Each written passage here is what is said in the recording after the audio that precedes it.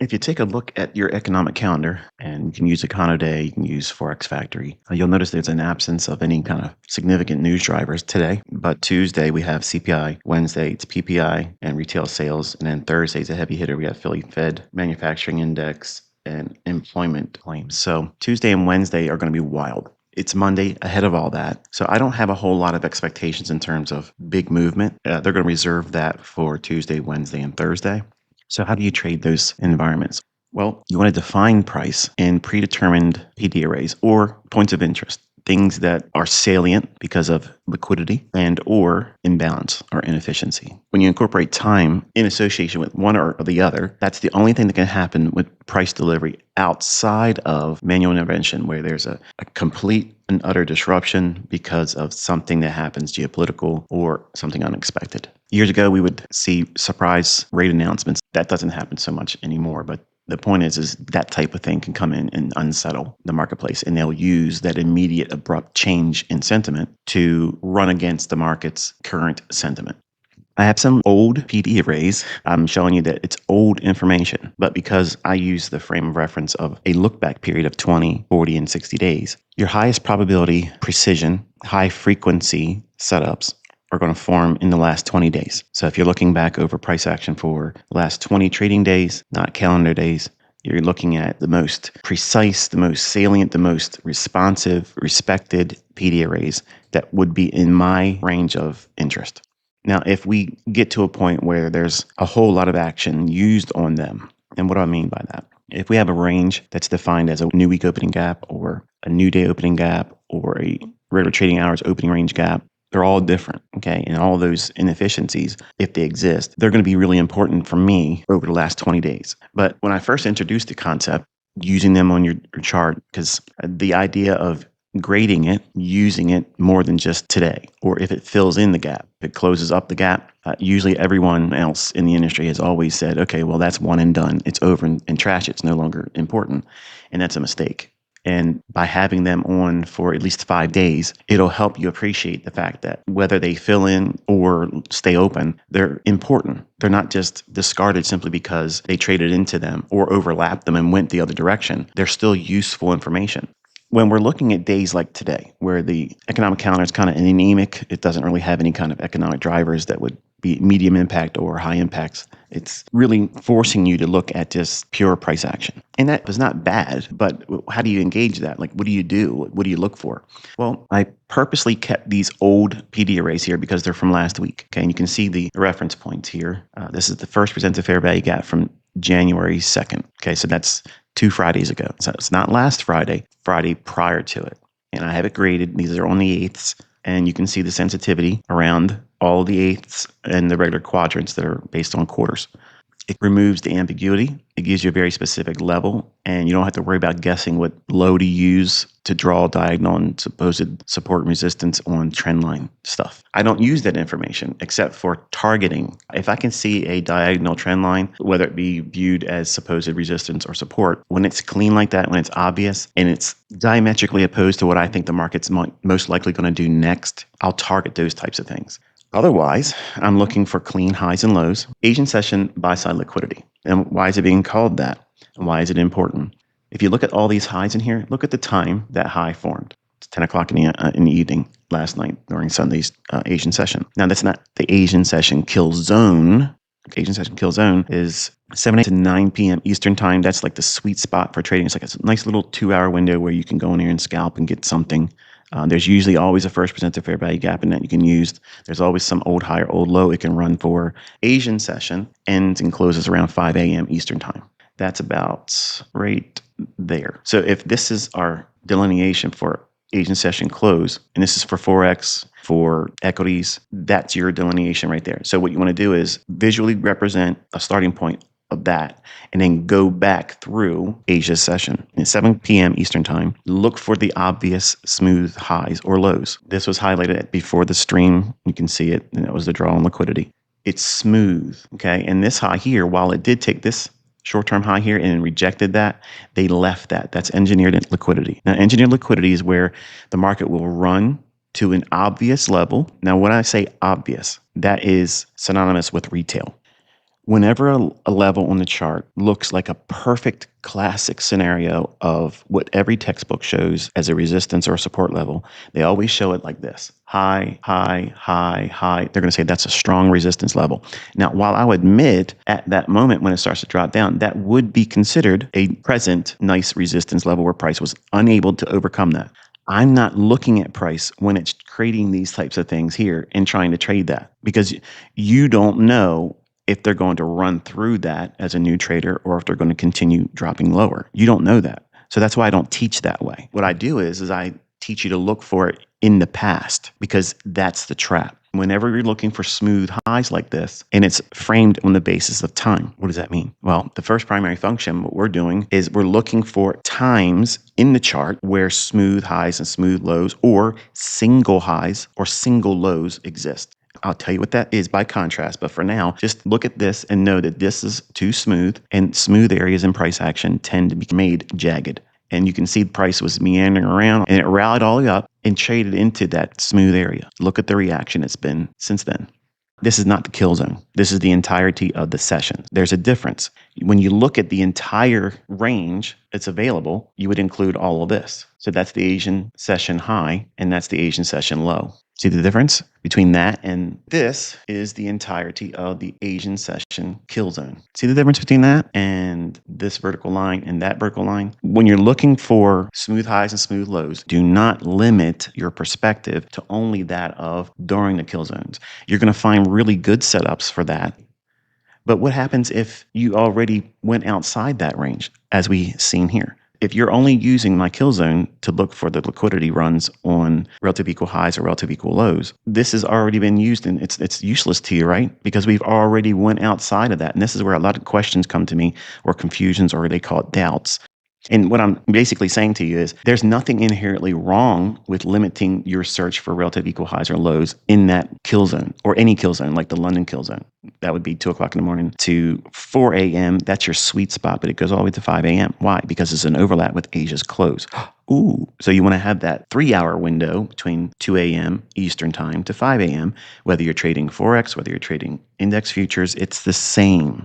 When we're looking at the entirety of the Asian session, session is not kill zone. Kill zone is a very specific time during the overall broad brush concept of where are we at in the world globally trading right now. Well, at 7 o'clock in the evening Eastern time, Asia's coming on board, and that session usually winds down and closes up shop at 5 a.m. Eastern time. But during that time, you have the European session that's trading, and it usually closes around 10 o'clock, 11 o'clock in the morning Eastern time. So if you're looking for ranges to determine very obvious clean highs and clean lows, don't just limit it to the kill zones. Look at the entirety of the range, and you're going to see where's the obvious smooth level. Well, looking back, can you see how that's obvious? How retail traders would say, look at this, if I was writing a book on support and resistance and I wanted to use a classic example of it, this would find its way in that chapter of the book because it's showing clear, obvious resistance. And that's where the advantage is, because retail traders are taught to think that these things repeat. I have found in the last 34 years that when it's so obvious, if I can see a retail concept or some kind of logic that a new startup trader that bought a book would see in price action, and I'm seeing clearly that they're going to run those lows or highs out for the purpose of liquidity, then it's pretty much a 90% likelihood that I'm going to be correct in my expectation, but that last 10% can still get me, which is why we use stop losses. Real smooth highs versus where's the smooth lows at? This was the low during that Asian session, not kill zone. We have this low here, which was going to be what?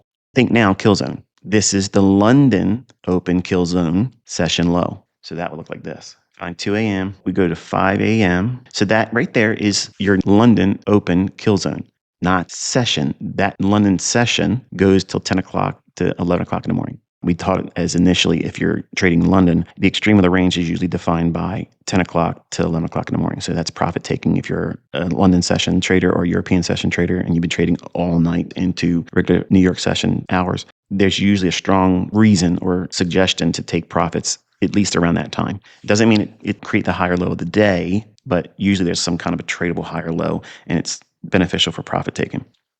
When I go through the process, like we just came from a weekend, no trading until Sunday open at 6 p.m. What am I doing? When I first sit down, My chart is completely naked. There's nothing there, which helps me find the levels that are so perfectly clear. You want to have at least one of your workspaces where you keep a blank chart and don't have any annotations on it at all.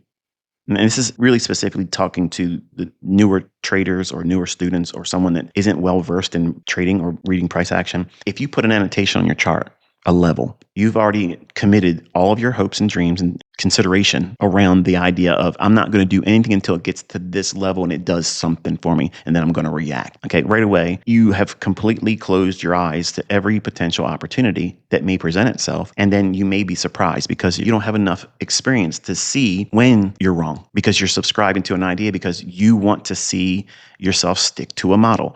In the beginning, it's going to feel like you're floundering. It's going to feel like you're guessing and nothing seems right. And that's all normal. That's perfectly normal. No matter what you're using, no matter where you start, you're going to flounder in the beginning. You're not going to trust what you're doing. You're not going to know what you're doing. And that's what you have to do it for without expectation in the beginning. So you get a baseline. And every day you learn a little bit more. Where do you start? You have to look at time first. Where are you highlighting the framework where you frame the reference of time? And then inside that window frame for Asia, vertical line here and here. And then for London, this is your beginning point for the close of Asia and lunch for London. So beginning 2 a.m. And this is what you would be using reference for the PM session. Every single day, if I'm looking at PM session trading, if I want to consider PM session trading, this is the first frame of reference I'm looking at because I want a broad brush perspective. My chart would be focused like that. That would be the reference in time where the highs and the lows or wherever relatively smooth highs or relative equal lows would be. If it were 1:30 p.m. today, this is the range in which I would look back through it and say, where did they leave smooth highs and smooth lows? So between this vertical line at 2 a.m. and this vertical line at 11 a.m., I'm looking for the highest high and the lowest low. And inside that range, because the time aspect is now complete, now I'm looking for the price aspect. So it's first time, then it's price. So now what am I looking for? I'm looking for smooth lows because everything it's been pushed up to the high end. So we're in a premium market. If you start a session and it's been moving one-sided, whether this market continues going higher or if it reverses and goes lower, it's still optimal to look for something that creates a relative equal low in all that price action. Because for the sake of argument, let's assume that the market's going to continue going higher. It's more likely for the market to drop down and disrupt the existing market run, knock out weak bulls. And how would they do that? They would target a low, relative equal lows. Then once it goes down there, it could resume going higher. Or you could just use that as the basis for that's what you want to be short on. And you don't care if it continues going lower and you don't care if it reverses. That's the mindset I cultivate with new students. You're not trying to ride the entirety of the move. You're looking for the easiest low-hanging fruit objective. What is it likely to do next? You're not reacting to anything. You're predicting. That's what you're doing when you win. When you win a winning trade, what's the first thing came to your mind? You did something right. This is a statistical probability in your favor if you do these types of things, looking back through time, looking for smooth highs and smooth lows, and then limiting your focus to just simply looking for a setup that would yield a run into that. After 5 a.m. and we entered 7 a.m., and this is when you want to start expecting pre-market session trading. You can do all of your setups between 7 o'clock in the morning and 9 o'clock in the morning and never engage the 9:30 opening or opening range. People are afraid to trade it because they don't know what they're doing. And that's what I'm teaching you today. I'm teaching you how to work within it, look for ranges to run for liquidity, because that's what this is doing between 7 o'clock in the morning and 9 o'clock in the morning, every single trading day. I don't care if it's a day right after a holiday. I don't care if it's a partial day where it's a holiday session where we close early in the afternoon. It's going to do this every single day. Blue box is the London session opening Killzone. It's very specific because it's 2 a.m. start time and 5 a.m. close.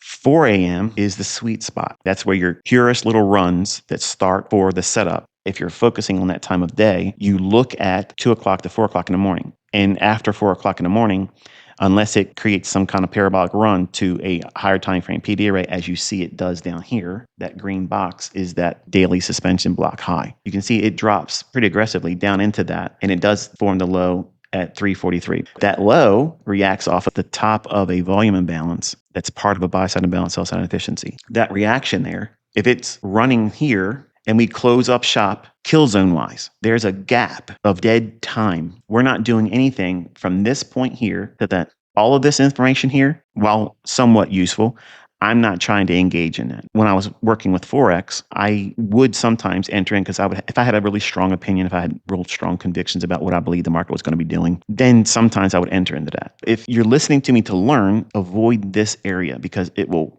keep you out of troubled waters. Wait until 7 o'clock in the morning. Then the price action cleans up. It gets real nice. What would that look like? At 7 o'clock in the morning, here's first presented fair value gap. And we already had on the chart at the start of the stream, we were looking at that clean level on the chart. So first presented fair value gap in pre-market session, it forms, trades down into it here, and runs to the clean levels here. So bread and butter setup in pre-market session time, discount array. Why is it a discount? Because where it's at in respect to the level that's relative equal highs, that run, that's a small little range, but it's a bread and butter type setup.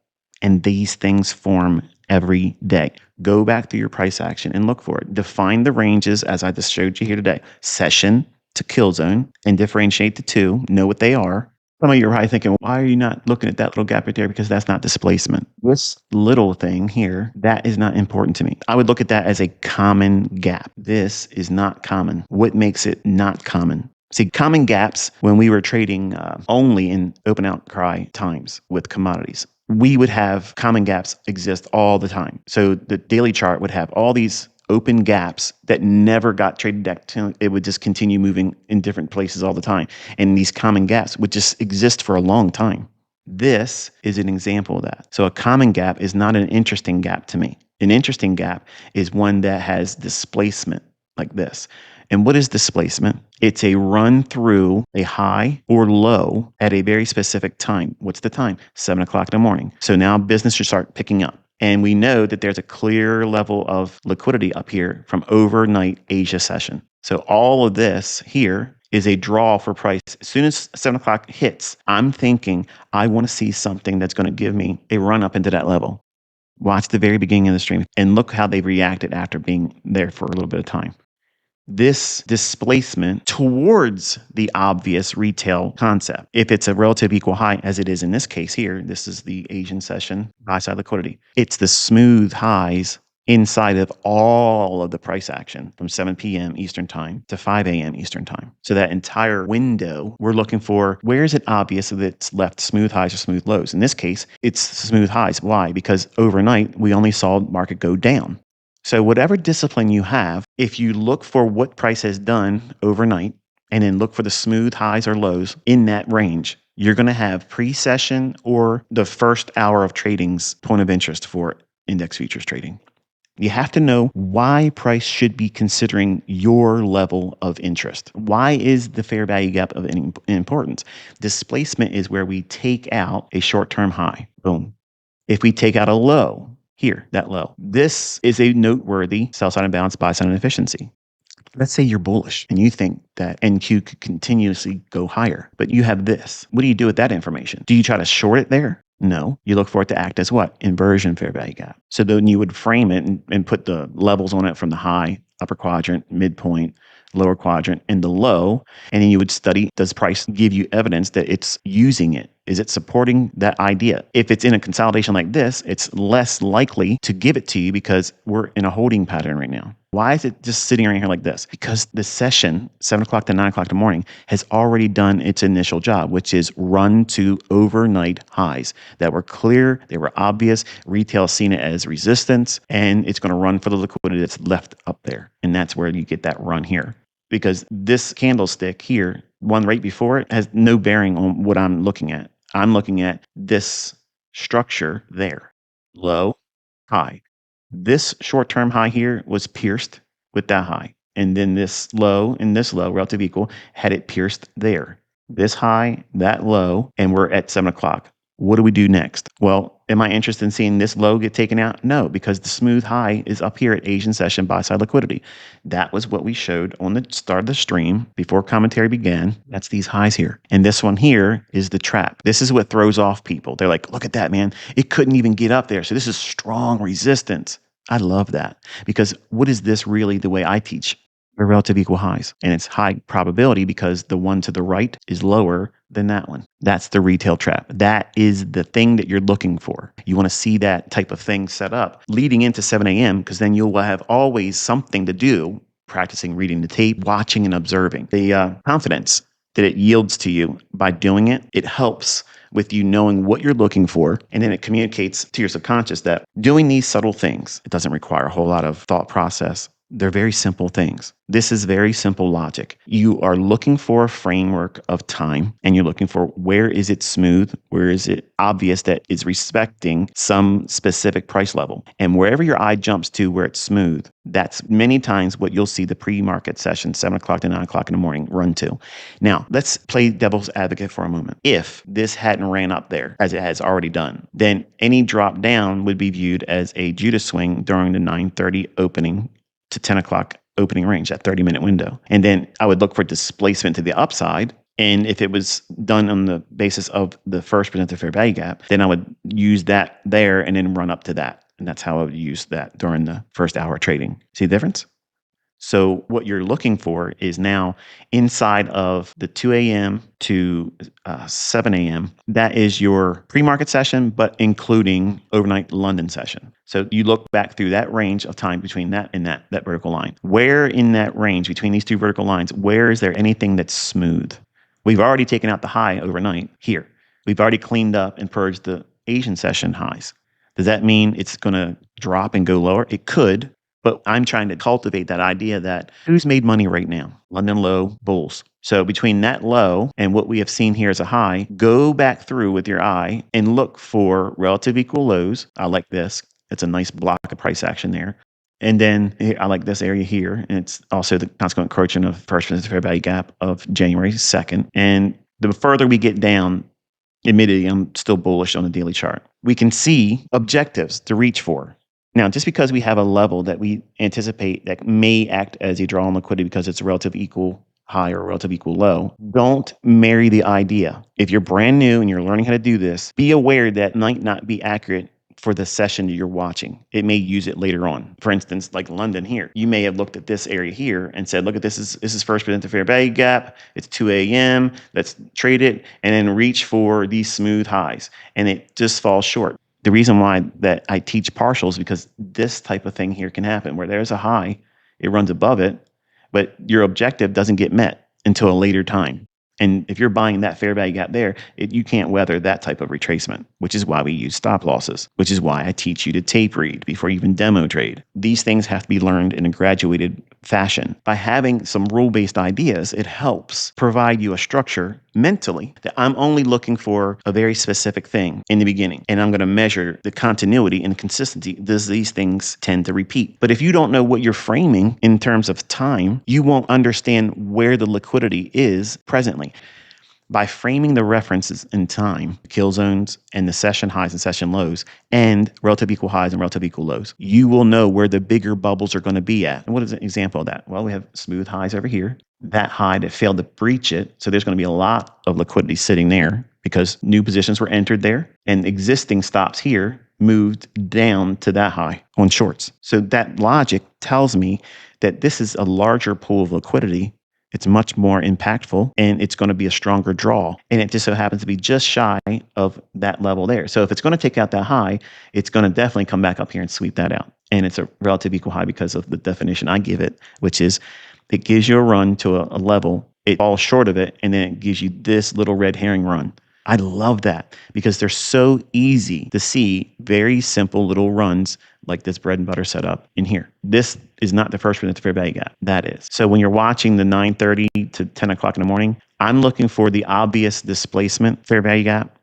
General rule of thumb. If it's less than 10 handles in NQ, chances are you already 80% likely that that's not the first presented fair value gap. If it's less than 10 handles, chances are I'm not using that as first presented fair value gap. I'm waiting for another fair value gap to form. Can you see this diagonal business here? In my mind, I see that as retail traders drawing a line from that low up through these lows up into here, and they see that as diagonal support. In my mind, I think to myself, well, we ran straight from London low to where we went to the liquidity here. And if this is being shown visually where a trend line could exist there and it looks like textbook, then I look at they might utilize that in the opening range or in the first hour trading. So then I would look for some setup that would yield a disruption to that.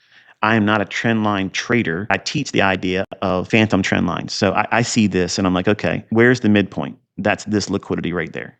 I would like to see if this doesn't get disrupted before 9:30 opening bell, that liquidity right there is interesting. Why? Because retail sees this as support. The midpoint of that, it's perfect logic. It goes after the less informed crowd. I just personally look at that and say, I'm going to attack that at the right times. If it's there and everything is yielding a setup that would go against this logic, that's what I'll do. But it helps me frame pools of liquidity that are just real easy bread and butter type setups. All right, so let's go out to a daily chart. So you can see we're inside this range there. And on the daily chart, I mentioned this, these highs here are real smooth. And I'm looking at that as a higher time frame, macro time frame daily. This is where I think ultimately it's going to try to get to. Will it get there today? Will it get there without coming lower than it has here? I don't know. I'm not trying to predict that because we're inside this first couple weeks of trading where I don't really go out there and try to push the button and do any of that stuff because it's like the Asian session or the accumulation phase of the yearly candle. I'm not trying to get in here and get positioned so fast. I'm not impatient, which is why I wait until the first Tuesday of every February. I'm not trying to do anything that's going to take on risk because I want to see what are they laying down as a trap? What are they drawing into? How are they behaving? Is price action smooth? Is it coming out the gate at the beginning of the year real aggressive and ranges are clean? There's no difficulty for prices to run to liquidity and it's leaving nice obvious inefficiencies and it's coming right back to it and it's respecting time. I don't want to rush out there just because now we have a new year. Just because it's a new year and just because you want to start trading and the markets are available and they're trading doesn't mean that you should be plopping yourself down in front of these screens and start gambling. You have to know what you're doing, when you're going to do it, and why you're going to do it. And there has to be some structure behind it. That big green box is this here. So I want to show you an answer to when do you use the set down here?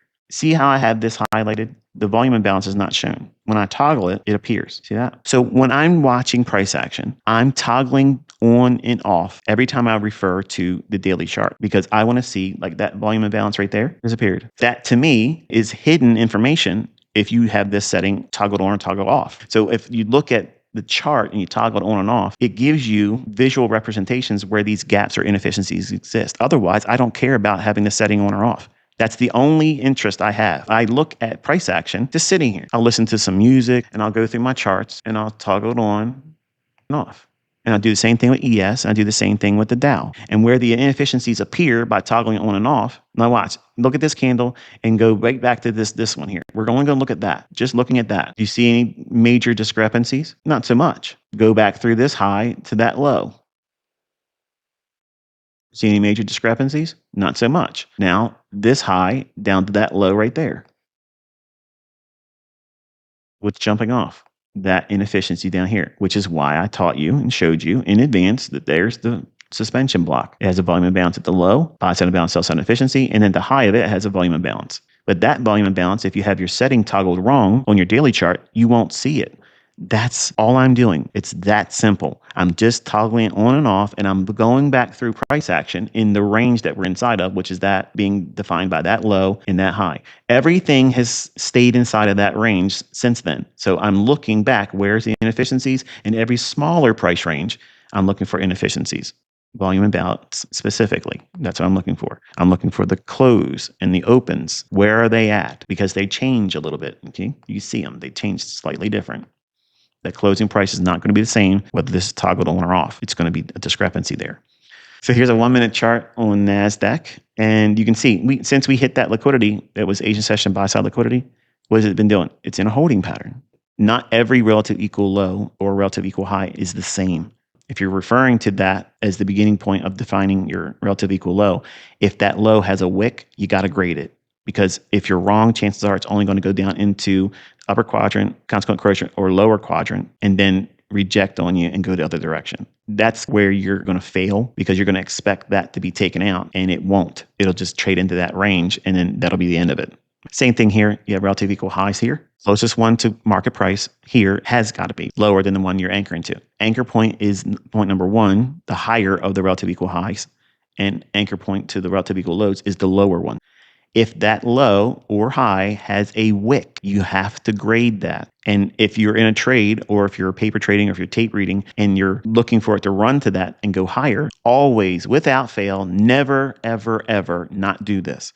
You have to take some kind of a partial. I like to use anywhere between the lower quadrant and consequent encroachment. So split that in half. Usually I'm trying to take a partial there. That way I don't have to have the high taken out.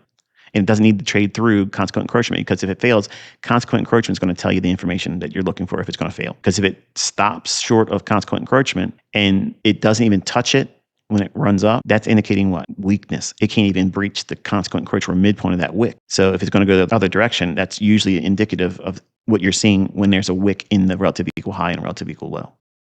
The next bit of business in the morning, what I do is I go to regular trading hours and I highlight previous settlement regular trading hours. Okay, that's this price right there. That closing price, 25,933 half. I put a line there. Watch what I'm labeling it. Okay, regular trading hours, opening range gap, and I'm going to just put high in here now. That is regular trading hours, opening range gap. It's not the high or low yet. I don't know that yet until I go back into electronic trading hours. So we are significantly higher than the market price. That's up here. So it is relative to the opening range. It's going to be the high, because where we're at here, it's not likely to trade from here unless something crazy happens in the world. But closing that out between 9:30 opening and where we are at now, not likely at all. So regular trading hours, opening range gap, high, and then copy that and then wait for the 9:30 opening and then drop this on, but have it show below. Once you have that, then you can drop your fib from the opening price at 9:30 up to 25,933 half, and then you can grade that opening range gap. That's the regular trading hours opening range gap. So Friday's settlement regular trading hours to Monday's regular trading hours opening, which is 9:30 Eastern time. So it's a huge gap there. And what do you think is likely? It's going to want to explore up into that, right? And what else do we have up there? This week's new week opening gap. And we have first percent of fair value gap from January 7th, the new week opening gap for this week. And we have regular trading hours opening range gap all the way up to essentially the low of this week's new week opening gap. I have these levels just in numeric format. They're stacked in the order of highest to lowest, and there's little shorthand notes telling me what they are. Just the same thing I'm showing you here. This is the only things that you need to have on your chart. I'm not even using the opening range from Friday. I'm not using the opening range from Thursday. These levels are just salient to me because they're impactful and they go back a full week. So last Monday's trading to now. So I'm looking at 5 trading days back, not counting today, go back, and you have a whole week of trading. And these are the most salient PD arrays that I'm interested in, my interest. It doesn't mean that if you have something else in your charts that that's somehow less important. No, you have to take these concepts that I've taught you and make them your own. What are you going to focus on? There's no inherent wrong way of applying what you're looking for, especially when you're in these lower time frame charts, because there's all kinds of opportunities. But knowing when the market's going to draw to them and what you're framing it on, the highest probability is what I've shown here today, where you're looking at the time aspect first, relative equal highs, relative equal lows. What happens if you go back through price action and there's no smooth highs or smooth lows like we have over here in Asia? Say this wasn't so smooth. Say it was just this high and this was just a continuation lower and didn't create this obvious where your eye jumps right to it. Then this high here, that would be a single high liquidity where that would be overnight highs. That's where I would aim for. But because these are smooth, if it's going to go here, how far can it go? It's going to clear up and disrupt this smooth area over here and make it jagged. And I think everybody watching could see that that was made jagged. And it's being held in that holding pattern I told you. It's being held. Why? Number one, there's no news. 2, it's ahead of CPI tomorrow and PPI on Wednesday. So there's no interest in the market running aggressively either way because it knows there isn't going to be a lot of participation. So even if it does keep printing higher prices, it's not likely to do that because the volume of big, deep pockets coming into the price behind it that they can later on utilize as counterparty, that's the real market making. Go watch Pax Trader or listen to him. He was down here. He's the biggest guy in the NASDAQ pit. And he was telling you stories that he was watching another house try to run him out. having an expectation of the market not really wanting to run aggressively one way or the other because they won't entice the participation. Okay. It doesn't matter how many contracts are traded. If the algorithm or market makers want price to go to a specific level, they will continuously keep offering it in one direction. That's the reality of it. Try not to concern yourself so much with volume because volume is not pushing price. I want to know what I'm looking to see trade to. Notice the difference there? Volume is looking at what already happened. I'm teaching you where the liquidity is it's going to draw to. That's anticipation. I'm teaching you to look at inefficiencies that are in price action that are not hiding from you. And I'm telling you where they're going to form. So the point is knowing what you're looking for in terms of time. Look back. How far are you going to consider your range? Why are you considering that range? Because all of the activity, the sentiment that was inside of London, Asia, and the same thing is done for the New York session. So in New York session trading, you would use the 9:30 opening to 4 o'clock close. So if you're going to be an Asian trader, or if you're going to be a London trader, that's your information you would use overnight or during those hours. Look for the smooth highs and smooth lows, or look for singular highs and singular lows that were very dynamic, like explained here. My first presented fair value gap is the real control. Me teaching you, showing you where the session high and kill zone high and low, buy side and sell side liquidity. That is the real high and lows that it's going to draw to. Focusing on time first, so that way you can frame what it is you're hunting. When I look at these pools of liquidity, session highs and session lows, inefficiencies inside of that, their setups, their draws too. But I'm looking for relative equal highs, relative equal lows in deference to the session entirely and the kill zone. It's not just the kill zone. So if you go back through the whole entirety of session start at Asia, okay, so there's Asia session start at 7 p.m. last night. From this point all the way down to this low during London, right before 4 a.m., there are highs and lows in here that can be used for fair value gaps. That's not my first interest. In that range, from that low all the way up to the highest high of Asia, I'm looking for where is it smooth? And it's not as easy doing it this way versus when you crunch up your chart. Look how much more clear you can see how that's very, very smooth versus anything else in that range. By zooming out, it gives you a perspective that helps you quickly, without any doubt, where is the smooth edges that will be made jagged. And you do it by compression on all your ranges. So you can see clearly that there's a smooth level. That kind of is right there to me. I like that one. But this one is obvious. And it's up in the lower half of the range defined by 7 p.m. last night, start of Asia session, to 5 a.m. when they close. All this business dropping down, relative equal highs, start at 7 o'clock in the morning. It's going to run and upset that distribution of shorts. They're protecting that with their buy stops. So that's buy side liquidity. And because there's no news, we're in a holding pattern. Look at prices done. Say that is what you're looking for if you're a trendline guy. Midpoint is still that low, and it drew down into that. Diagonal support, midpoint is here. So that liquidity drew down to here. We're back down into old lows, inefficiency, and first presented fair value gap of pre-market session, 7 o'clock to 9 o'clock in the morning.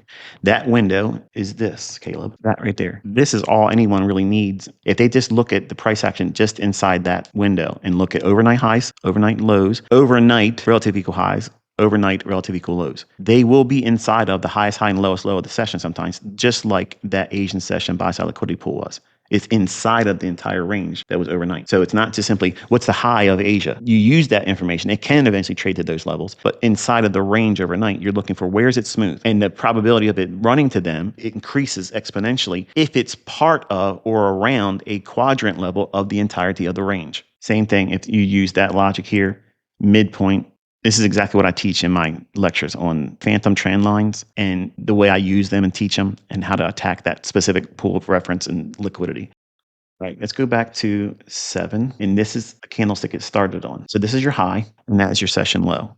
I'm going to remove everything, and we're going to grade that high down to London's low. So here is midpoint, upper quadrant, lower quadrant.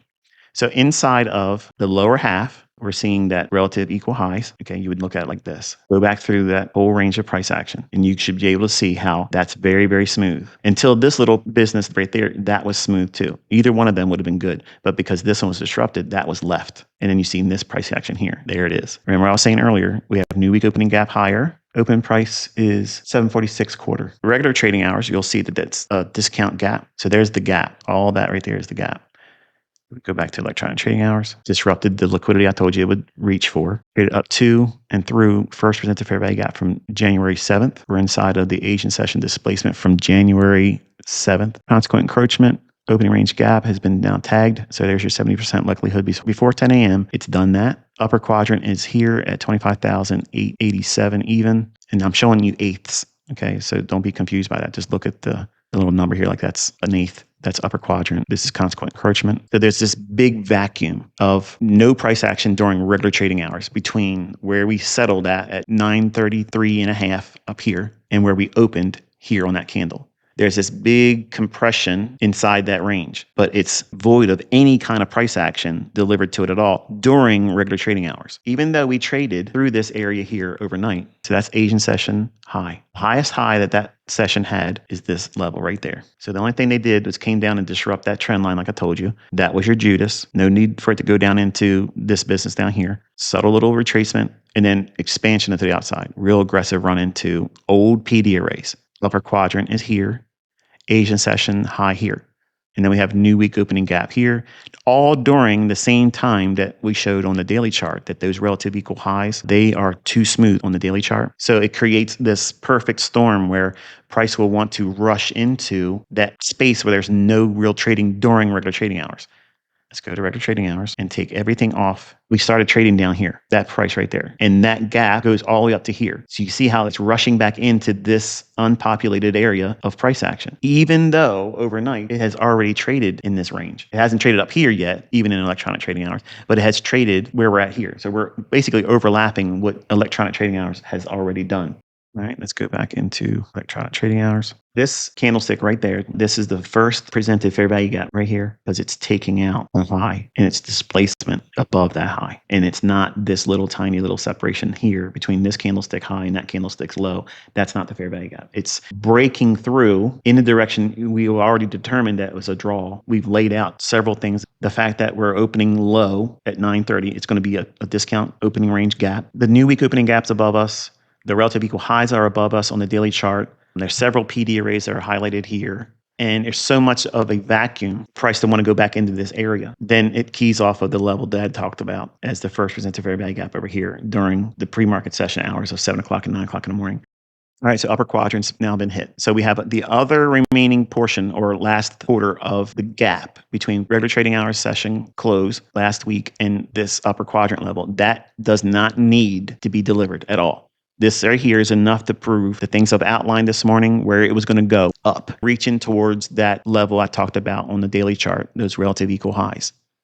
Go out to the daily chart. 26,133.5. That was the level I mentioned. This is a potential draw. Does it mean it goes right there today? Does it go there this week? I don't know. I wouldn't be surprised if they use the CPI and PPI number to run it through that. That's what I would reasonably expect, but it doesn't have to happen that way.